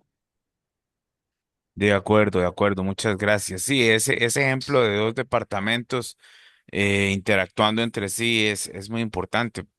Eh, entonces, ok, me quedo con la respuesta de liderazgo y hablamos de liderazgo de los dos departamentos Sí. o, porque tiene que haber un líder en común entre Ujú. los dos Ujú. departamentos, ¿verdad? Sí, Porque el jefe de un departamento no puede estar solo. sobreponerse al líder del otro departamento, ¿verdad? Entonces, Ujú. sí, se necesita el líder general de estos dos departamentos, por así decirlo, ¿verdad? Sí, Más Alan, el liderazgo de rápidamente. cada departamento. Algo importante, nada más para seguirte con esa idea y para y darles un apoyo más. En las metodologías ágiles se habla que el rol, ya lo mencioné por acá, de los líderes es como limpiar la cancha. Entonces, mucho, y esto es un tema muy duro en la administración pública, porque mucho pasa porque tengo presión de arriba y yo como líder tengo que ver cómo hago que mi equipo funcione. Entonces, yo muchas veces apechugo cosas de arriba para abajo, pero no se lo traslado a mi equipo, porque si se lo traslado a mi equipo, posiblemente mi equipo va a entrar en la misma dinámica, Alan. Mucho pasa por el liderazgo, mucho pasa por el liderazgo. Entonces, ahí tienes que ser como ese faro para tu equipo, definitivamente. Y en las nuevas generaciones eso pasa. ¿Ok? Vamos con las Sí, siguientes preguntas. Es que hay varias, entonces vamos a hacer un sí, sí. poco breves. Tenemos tanto en el chat como también en preguntas, entonces vamos a ir alternando. Ok, Díaz nos ayuda. En primer lugar iría la pregunta de Sofía. No sé si gusta que se ajá. la lea, Luis Sí, Fernando. que la tengo, la estoy viendo. Sofía, muy interesante. El tema del Ikigai, vamos a ver, tendría yo que explicarlo para que logremos entenderlo. Para los que no conocen la metodología, de todos modos, Sofía, quiero invitarles a todos, y lo ven en el chat para que vean ustedes cómo se escribe el Ikigai. El Ikigai es sumamente importante. El Ikigai para él es una rápida, así una rápida introducción, es una filosofía japonesa que tiene que ver con propósito, tiene que ver con encontrar el propósito de la vida. Y si Sofía lo está poniendo, creo que lo está poniendo con toda claridad, mucho, porque uno de los pilares, el Ikigai tiene cuatro pilares. Eso nada más se lo doy rápidamente para que ustedes lo puedan investigar más. Y uno de estos pilares del Ikigai pasa por entender mi rol. ¿Cuál es mi rol en el mundo? ¿Cuál es el rol con mi equipo de trabajo? Y dentro del Ikigai hay ciertas reflexiones que uno hace para determinar cómo le entrego yo valor a la gente, yo como líder. Entonces, Sofía, muy apropiada la técnica Ikigai. Si yo encuentro el propósito en mi vida, si encuentro el propósito en lo que yo hago, va a tener sentido la vida mía y los que están alrededor mío. Así que, Sofía, muy interesante, y a los demás les motivo a que busquen qué significa Ikigai, cómo se puede aplicar en nuestra vida personal y laboral. Pero sí tiene que ver muchísimo. A la respuesta tiene que ver mucho. Ujú. Lía. Perfecto. Ahora continuamos con María del Milagro. Adelante. Creo que ya puede hablar. Hol- Hola, ¿me escucha? Perfectamente, María, Perfectamente, un sí. saludo. Ah, un saludo, muchas gracias. Qué importante este tema del liderazgo, como lo comentaba el compañero en su participación. Yo creo que eso viene también, no solo en empresa pública o privada, desde la junta directiva, ¿verdad? Muy bien. Me parece que es muy importante que la junta directiva pueda tener la capacidad de liderar, que toda la organización esté permeada de este liderazgo positivo Ujú, que sabemos muchos, ¿verdad? Que en la empresa pública a veces se imposibilita, ¿verdad? Por un montón de temas, pero que al empleado, como establece esta otra participación de la compañera, se le dé la importancia ujú, que si hay personas, sobre todo generaciones mucho más jóvenes que nosotros, que tienen ujú, nuevas ideas, que vienen ujú, con nuevos aprendizajes, ¿verdad? Que puedan aportar a la organización y no sea un líder, como usted dice, aquí se hace lo que yo digo sin tener en consideración que hay de cosas nuevas, sobre todo con todo ese tema de la inteligencia artificial. Pero me ujú, llama la atención también esta filmina que usted colocó con respecto a, yo lo hice porque mi jefe me dijo, yo lo ujú, hice porque mi jefe. ¿Cómo relaciona eso usted con temas de compliance? Porque sobre todo pensemos en una organización en donde estamos hablando de temas de contabilidad, auditoría, finanzas, ujú, ¿verdad? Entonces, se presenta un tema de compliance y el empleado al final dice, bueno, es que a mí mi jefe me dijo que hiciera A, y B, C. Entonces ahí es donde es importantísimo como el funcionario responsable con políticas definidas, permeadas de liderazgo en todo sentido, ¿verdad? De la empresa, pueda decirle al jefe, no, mire, esto ujú, yo no lo puedo hacer porque ujú. esto no es correcto, va en contra de tal norma, va en contra de tal procedimiento de la empresa, ¿verdad? Entonces, ¿cómo lo relaciona usted mucho con este tema de compliance? Uf, tremendo, María. De hecho, ya prácticamente usted le dio la respuesta, ¿no? Em, Cuando estamos hablando del compliance, estamos hablando de valores, ¿no? Hay valores, de esa transparencia de operación de las organizaciones, tanto públicas y privadas. Se supone que son las mejores prácticas, prácticas éticas, prácticas que tiene pues valores correctos, ¿no? Y esto es parte de la gobernanza. Entonces, realmente eso es un proceso para mí que pasa por mucha la responsabilidad de quien ejecuta la tarea. Eh, en el mundo ideal, María, en el mundo ideal, el colaborador está en la capacidad de decir, no lo voy a hacer simplemente porque no va en la línea pues, que establece el compliance y toda la parte de gobernanza. Y la persona tiene que asumir la responsabilidad. La persona tiene que decir, bueno, no corresponde por esto y esto y esto. Sin embargo, yo lo vería de otra manera. Lo podría hacer de esta manera. En el mundo ideal, la persona que ejecuta va a educar, llamémoslo así, a quien dio la instrucción y dio la orden. Eso sería en el mundo ideal. Van relacionados 100%. 100%, ¿en qué sentido? En que yo voy a ejecutar no lo que mi Así jefe me es, dijo, gracias. bajo o, digamos, incumpliendo la normativa y lo que establece las políticas internas. Entonces, respuesta, va muy ligado, el accountability va muy ligado a prácticas sanas, éticas, correctas. ¿Ok? Yo asumo esa responsabilidad, pero en ese sentido, va muy ligado, María. Ujú. Lía, Perfecto, Gracias. continuamos. con mucho gusto, María. Hay dos preguntas en el chat que me parecen que están muy vinculadas, que serían la de Hilda y la de Jessica. Entonces tal vez formular alguna pregunta una respuesta, disculpe, que responda a ambas. Ok, voy a leer la de Hilda rápidamente. Dice, uno de los retos es cuando el equipo no se encuentra motivado por el quehacer profesional, cómo motivarlos, aunque se les dé espacio de participación, de tomar liderazgo. Y la Jessica dice, ¿cómo hacemos cuando en el equipo está identificado un colaborador 100% resistente al cambio? Se ha identificado diversas formas para abordarlo, pero continúa igual en forma negativa en su pensamiento y acción. ¿Alguna técnica o experiencia que nos pueda compartir? Ok, son temas muy delicados, pues son temas humanos. Temas humanos, esto es lo que va acá. Uno de los grandes retos que estamos teniendo en todas las organizaciones, no ahora, siempre, pero uno de los grandes retos es cómo gestionar personas. ¿Cómo gestionamos personas? Todo tiene que tener una claridad desde el inicio, que es el objetivo que tenemos. Definitivamente un equipo con metas claras, objetivos claros, una comunicación abierta, etcétera, funciona mucho mejor.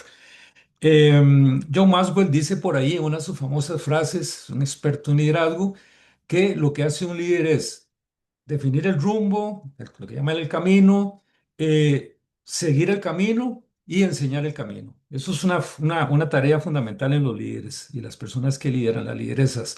¿Qué significa esto? Que el líder ayuda al equipo a entender hacia dónde vamos, cuál es el rumbo que vamos a tener. Sigue ese rumbo, pero ojo, enseña a los demás a participar en él. Es decir, yo tengo que motivar a mi gente a llegar a esto, ¿no? Entonces, en ambas preguntas siempre el liderazgo va a estar presente. ¿Qué prácticas incorrectas yo como líder estoy haciendo? Por ejemplo, no me estoy comunicando con mi gente, no estoy evaluando, es decir, no necesariamente tengo que hacer la evaluación que se hace anual. Es decir, ¿qué método de evaluación estoy teniendo con mi equipo? ¿Cuáles son mis formas de acercarme a mi gente y hacer feedback? Yo les dije el feed forward, pero también el feedback con mi gente. ¿Hago feedback con mi gente? El one-on-one es una práctica importante y yo creo que eso es un ritual que tenemos que tener. Un one-on-one es una reunión uno a uno. Deberíamos tener por lo menos una vez al mes, dos veces al mes, dos veces al mes, donde yo me siento con mi equipo, miembro de cada equipo, pocos minutos, no tiene que ser una hora, 2 horas, 5 minutos, 10 minutos y comenzamos a conversar sobre el desempeño de la persona, cómo se siente, qué cree que necesita para mejorar, qué puedo yo colaborar con la persona, qué está pasando con el colaborador. Eso es una forma de acercarse con mi equipo. En la vieja administración, para ponerlo así, se veía como una práctica no sana, porque como les dije, si una de las filminas se demuestra que el líder no tiene poder. Señores, hoy en día la cosa no se ve así. Háblense con la gente joven y verán que no lo ven así. Ven una oportunidad de crecimiento, una oportunidad de poder mejorar. Entonces, ¿qué prácticas estamos haciendo nosotros como líderes para que mi equipo funcione de la mejor manera posible? Los intereses de mi equipo están claramente definidos. Yo conozco a mi equipo. Por ejemplo, yo he estado en organizaciones que el líder no conoce a su gente realmente, no conoce expectativas, iniciativas, no conoce intereses, no los conocen. Entonces, todas las directrices son como muy deshumanizadas. Entonces, es un tema fundamental en los equipos de hoy en día. Em, con el tema de la persona que no participa, yo creo que eso es un tema que muchas veces pasa por ciertas conductas que pudieron surgir en el pasado. Voy a ponerme un ejemplo que lo he vivido mucho en el sector público, ¿no?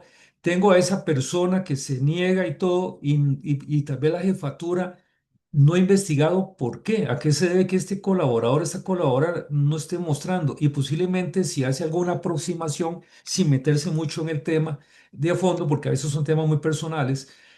Si descubre que es una práctica que la persona tuvo en el pasado, que lo saque, cuente qué fue lo que sucedió, posiblemente es algo que yo pueda solucionar. Me he dado cuenta, por ejemplo, que hay gente que resintió la forma en que una jefatura anterior le trató y a partir de ahí cambió todo su comportamiento. Pero oiga, yo no soy igual. Entonces, ¿qué cosas puedo hacer yo con mi colaborador para ver qué está pasando y si yo le puedo ayudar? Y Jessica, yo lo digo y lo voy a seguir insistiendo hasta el 100%. Hay una práctica tremenda en el coaching que dice lo siguiente, nada más voy a hacer la analogía. Yo como coach puedo buscar la forma de ayudar a alguien, pero si esa persona no quiere, ya es un tema personal. Entonces yo hago un acercamiento con mi gente.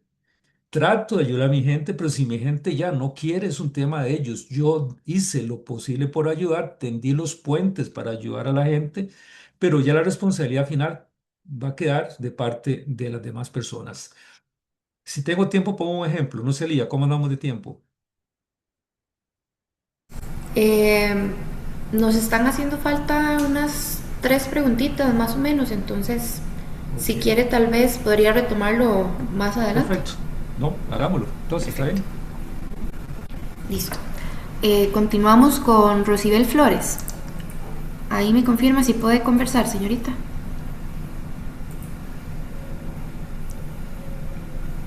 Vamos a ver, Rosibel. Rosibel, Si no, pasamos a las preguntas del chat. hay dos que están relacionadas. La de Hilda y Fernando. ¿Ya la viste, Lía? La de Hilda y Fernando. Si quieres, la leo y las contesto. Y pues vamos a Rosibel. Puede ser que tenga problemas con el micrófono.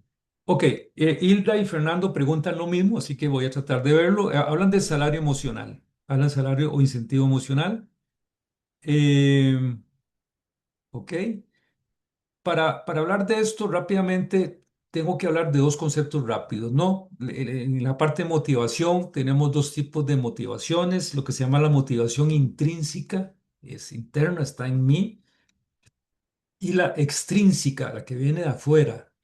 Entonces, la motivación intrínseca es lo que a mí me motiva realmente, es lo que a mí me gusta. Yo encuentro gente en sector público y privado que me dice, me encanta lo que hago. ¿Ya? No me está hablando de salario, me está diciendo, me encanta lo que hago. Yo me lleno en lo que yo hago, me siento satisfecho, satisfecha. Esto me gusta. Entonces, ahí tenemos una persona con una motivación intrínseca, le encanta lo que hace. Hay gente que me dice, yo me motivo porque gracias a mi trabajo mi familia vive en las condiciones que vive, entonces yo amo esto también, me encanta, es decir, es una motivación bellísima, es interna, eso es lo que todos quisiéramos tener. Y la motivación extrínseca viene de afuera, es todo aquello que me dan de afuera para motivarme, puede ser dinero, no sé, cualquier tipo de premiación, lo que sea, viene de afuera. La motivación extrínseca sí motiva, claro, pero es de muy corto plazo. Por ejemplo, aunque ustedes no me lo crean, se ha estudiado el tema del efecto del salario en la motivación y se ha llegado a una conclusión. El dinero no necesariamente es un buen motivador. A todos nos interesa la plata, claro, nos gusta la plata, nos gusta la plata, pero si lo analizamos de largo plazo, allá al día siguiente me comí la plata y la gente se desmotiva otra vez, ¿no?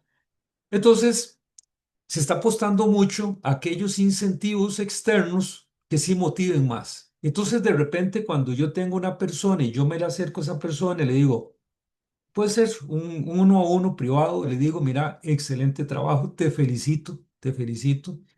Reconozco el esfuerzo que has hecho, me motiva mucho el crecimiento que has tenido en los últimos meses, semanas. El trabajo que hiciste, súper, me gustó mucho. Eso es de más largo plazo que de repente me digan, tenés un bono de 10.000 colones. Entonces, cuando hablamos de salario emocional, cuando estamos hablando de cómo logramos incentivar a las personas, nuevamente aparece la persona que lidera. ¿Cómo me acerco yo con mi gente y hago esto? Hay un principio de liderazgo que dice, felicito en público, sanciono en privado, ¿no? Entonces, los incentivos emocionales tienen un efecto a largo plazo. La gente le encanta, la gente, a todos nosotros nos motiva. Yo he tenido colaboradores que me dicen, jefe, hasta mi mamá se sintió feliz. ¿Y por qué tu mamá? Me dice, porque le conté lo que usted me dijo.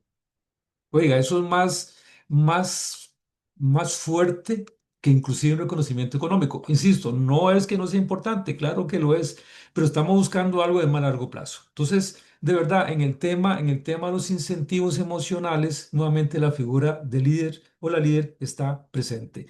Y como dice Hilda, en el sector público, como no tenemos incentivos económicos, vamos a tener que trabajar, Hilda, muchos incentivos emocionales. ¿Ok? Listo, Lee. No sé si Perfecto. ya Rosibel pudo.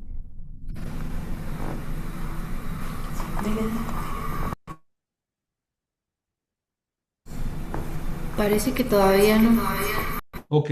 Veo también María de, sí, me imagino que es, también habla del salario emocional, perfecto. Sí, las preguntas que yo... Regálame un segundo. Sí, es que tienes un feedback. Aquí están Sí, pregando, perdona. están preguntando por el Ikigai, búsquese, ¿no? Sí. Eh, Creo que las preguntas que logré identificar son de Jafet Morales y de Gisela Gusano, que dice, ¿cómo podría fomentar ese cambio de chip a personas de generaciones boomers, ya que tenemos personas de muchas edades, pero ellos se resisten al cambio? Y creo que muy similar está la pregunta de Gisela, que dice, ¿cómo ayudar a una organización cuyo liderazgo está centralizado en una persona que no cuenta con las habilidades necesarias, sino que por años ha sido el líder déspota que ha implementado el miedo más que el respeto? Ujú. Ok, voy con la de Jafet, que ya la vi acá. Em, ¿Por dónde lo pago? ¿Por dónde lo pago? ya, creo que Rosibel Espera. se conectó.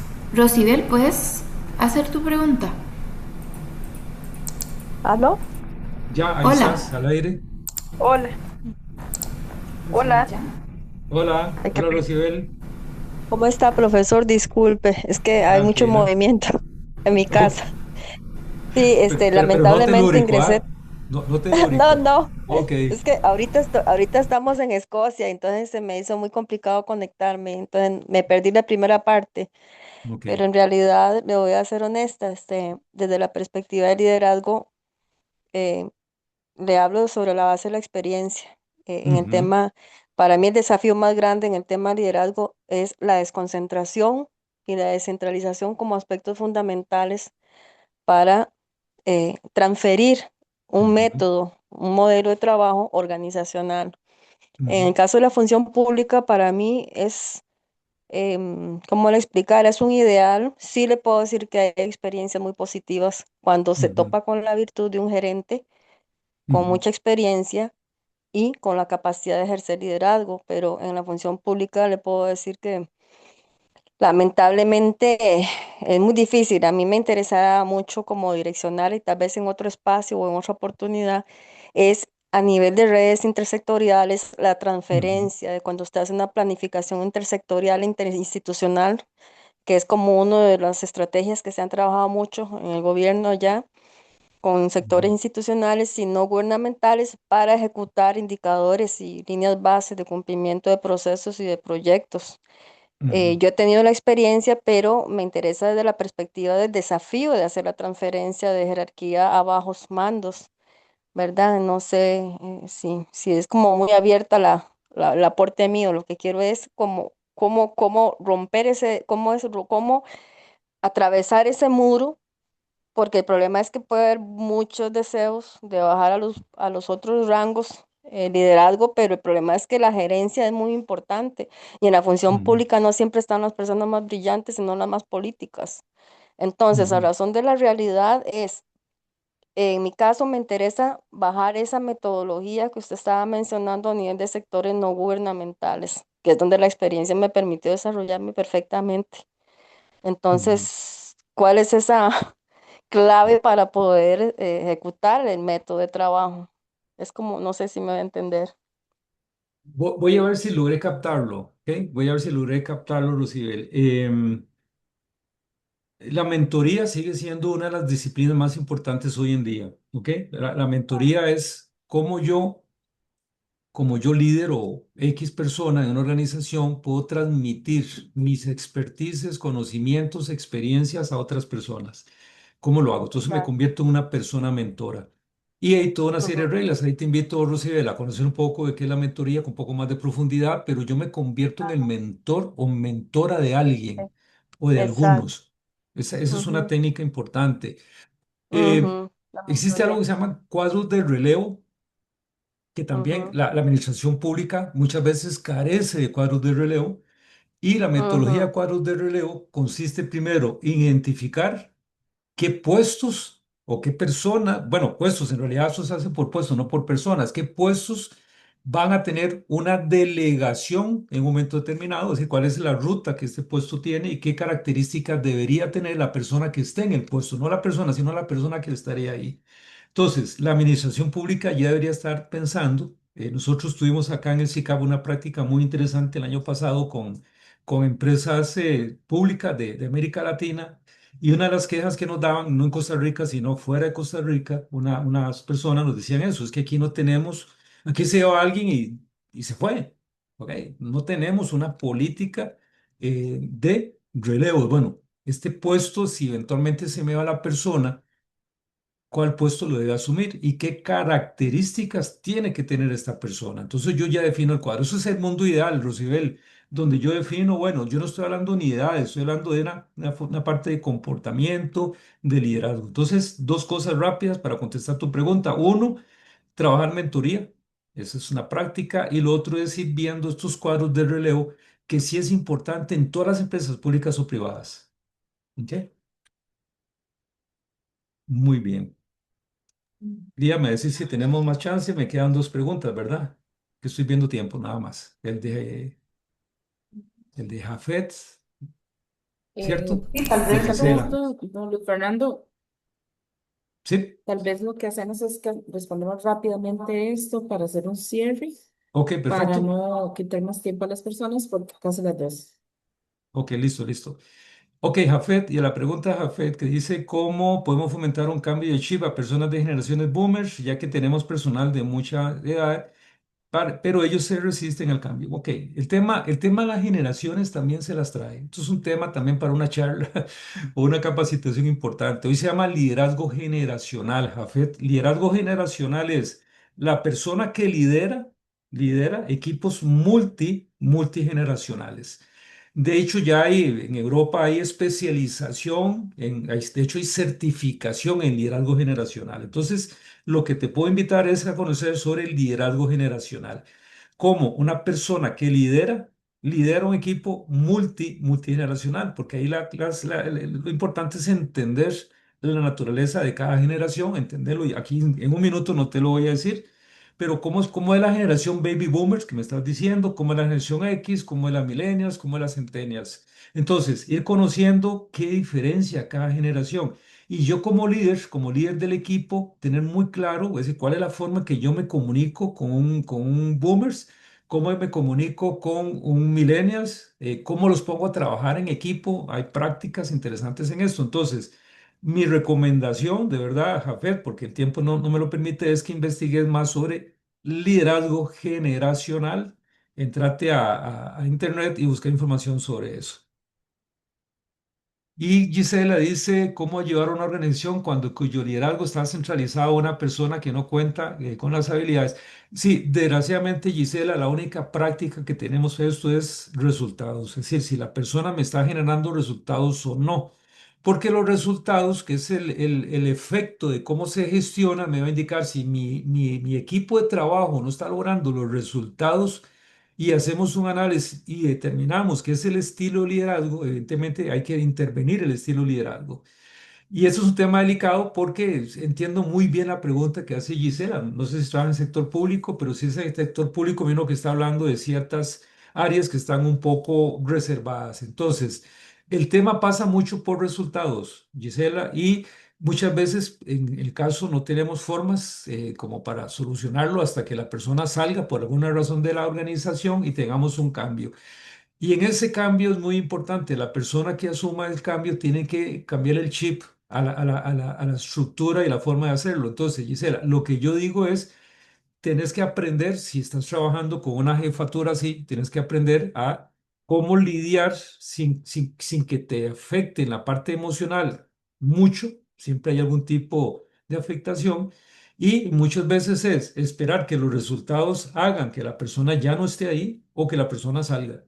Porque definitivamente en el sector público, ¿no? Precisamente en el sector público, el sector privado, que muchas veces van por resultados, definitivamente las cosas pueden cambiar. ¿Ok? Bueno, ahora sí, llegamos a la parte final de la charla. Sí, decirles que las personas interesadas en estos temas, el SICAP está ofreciendo un especializado en habilidades blandas que consta de 9 módulos y 180 horas de capacitación. A sus correos electrónicos les va a llegar la información. También tenemos cursos cortos relacionados con temas específicos en habilidades blandas para todas las personas que asistieron el día de hoy, que se matricularon también y que de una u otra forma no pudieron ingresar por alguna razón. También comentarles que les vamos a compartir la presentación, no solo en redes sociales, sino en sus correos electrónicos. Muchas gracias por confiar en el SICAP y por siempre estar cerca de nosotros. Les invitamos a estar viéndonos en redes sociales y a estar abriendo nuestras páginas para podernos contactar. Muchas gracias, buen día. Gracias, don Luis, por todo su tiempo, su conocimiento, que lo comparte siempre con nosotros. Con Buen mucho día. gusto. Feliz día a todos. Hasta luego, lindo día, muchísimas gracias. Que les vaya muy bien. Saludos.